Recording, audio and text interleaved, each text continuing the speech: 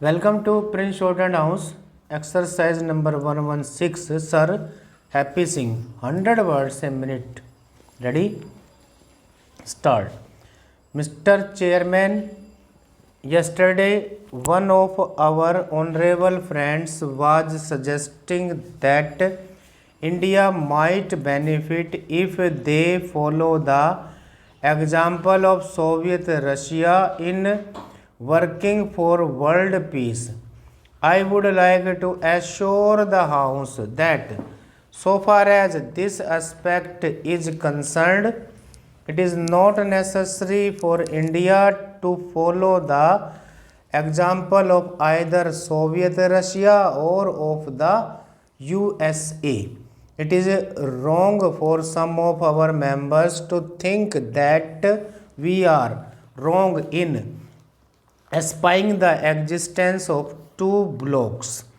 It is also wrong for them to think that we are following in the footprints of either the United Kingdom or of America. And it is wrong on their part to suggest that we have something to learn from Soviet Russia so far as the peace mission is concerned. Actually, sir, we are not alone in this view. There is Indonesia, for instance, with her 60 million population. She holds the same view. She, along with India, likes to remain uninvolved or pursue a policy of non involvement, and I consider that our non involvement policy, as practiced by our own government here and by the Prime Minister, has been and has made an active, positive, and dynamic contribution to the cause of world peace. Sir, is it not a fact that India has made a powerful contribution to the achievement of freedom in Indonesia and to the establishment of peace in that area? Did we not make our contribution to the settlement of Iran's oil dispute? Have we not helped Egypt in attaining the right that she had long been asking for over the Suez Canal and the Red Seas? Did we not also make our contribution to Sudan and the holding of their elections and also the settlement of the quarrel between the United Kingdom and Egypt over Sudan? Now, coming to our own problems, we had great difficulty in regard to Tibet, and yet did we not come to a peaceful settlement on Tibet? Did we not also come to a similar settlement in regard to the French pockets in India? Is it not for this very reason that we are trying to have patience with ourselves in regard to Goa, however impatient we are naturally in regard to the freedom of the people of Goa?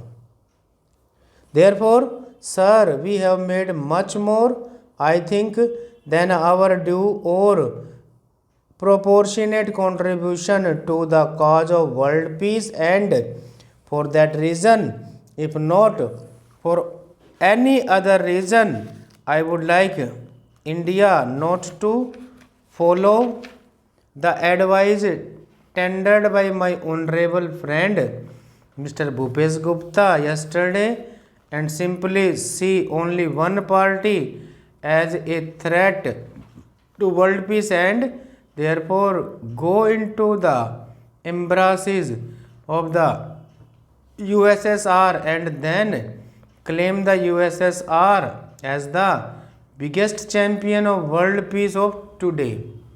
Sir, my honorable friend knows the history of Soviet Russia. There it is by that bait that they got the support of the peasants. Afterwards, they split them into various categories and then disposed the whole lot of them. The poor agricultural workers there thought that if those people came to power, they would be better off, but the whole lot of them were disposed and crushed in Soviet Russia. That is going to happen to the agriculturists in poor China too. And my fear is that our peasants are also going to face the same fate if the communists come to power. That is why I am exhorting our own peasants that unsatisfactory as this government's attitude has been towards them, it is better for them to stand by the democratic forces rather than support my honorable friends of the Communist Party. Therefore, it is necessary that we should think of and adopt land reforms, that we should give this assurance to our farmers that their permanency of tenure is not going to be affected at all. Then there are these bigger people also.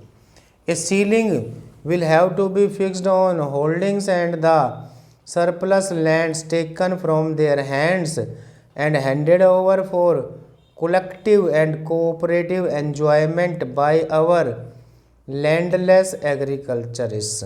Now, my honorable friends say, do not pay any compensation. I do not accept that principle. If once you say that no compensation should be paid, that will open the door to all sorts of violence. If we are to accept the honorable members suggesting, what will happen will be that a naked beggar will turn against another beggar who has one loincloth and say, I have got a right to take your loincloth away from you because I have none. I am all in favor of paying compensation. It is quite another matter how much compensation you are going to allow. There was the principle of a tapering degree of compensation adopted in Bihar in regard to their land legislation. That means that the man who has the largest amount of compensation to receive will get the smallest amount of compensation for each item of property that he has got to hand over. Stop.